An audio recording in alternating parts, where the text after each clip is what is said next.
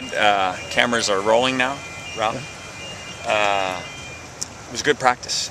Guys, it's always cathartic to be back out on the practice field after you've suffered disappointment. And, you know, obviously we want to do better.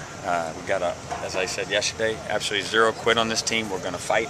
We're going to come back, and we're going to play a whale of a ball game on Saturday. That's what we aim to do. That's what our plan is to get accomplished, and it's just going to take paying attention, close attention to the details to get it done. So looking forward to that effort. With that being said, any questions? James Rogers returned.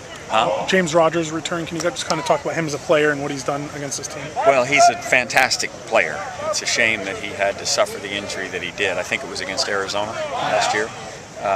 But certainly I notice he's a captain on their team. He's a leader. He's a big play guy, and I think all of us who love college football are glad that he'll be back. Sean Scheller had surgery today to repair the break in his arm. It was a little more complicated than we first hoped. We hope that he can get back, and we'll remain optimistic, but it'll be close. How tough? 6-year senior. I mean, guys. Oh, it's a tragic deal because he'd worked so hard to get himself in this position to be able to play, and this will have meant that he missed 3 of those 6 years because of injury. So it's just sometimes a cruel game, but you know what? Sean Scheller grew up a lot here at UCLA, and he will be hugely successful in whatever he chooses to do. Who steps up? We're going to have competition at that position. We've got a 3-man rotation at guard with Capella, Ward, and Alberto, Sid, and we'll just wait and see how we do with those 3 guys. This is the 3rd straight week now that I think you're facing a first-time starter. With Sean Mannion, I think, getting his first start, right? Kind of just talk about what it's like facing a guy like that instead of Katz now. Well, you know, everybody knows Mike Riley's reputation for quarterback and quarterback play, so, you know, you have to expect that he'll play very well. And Mike wouldn't be choosing him if he didn't have full confidence in him. And so we have to expect that he'll engineer that offense as well as all the others have.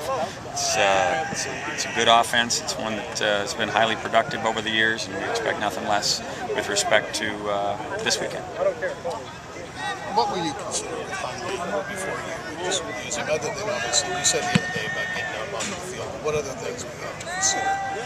Well, I mean, you want to make sure that it's productive time.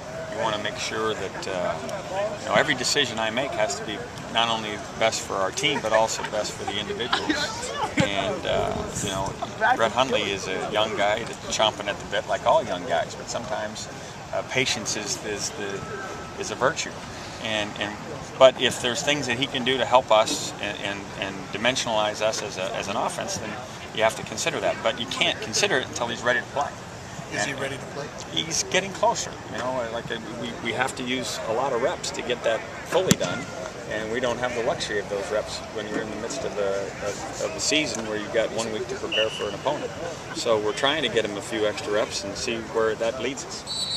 With Hundley's and with Brio stepping into the one spot, does right. that change Hundley's situation at all? No, his role is still the same in terms of just trying to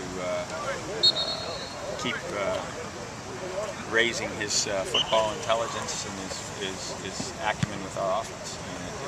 And it still is, no matter who's playing quarterback, difficult to get the 3rd one ready. Tony Dyson status right now? Tony's, you know, trying to nurse that.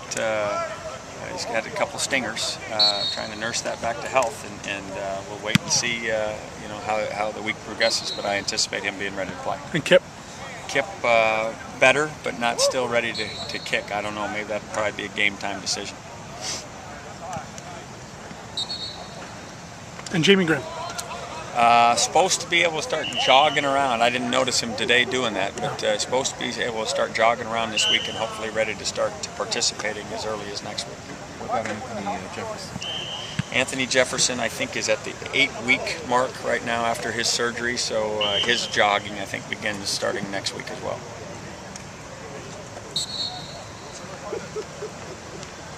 Everybody good?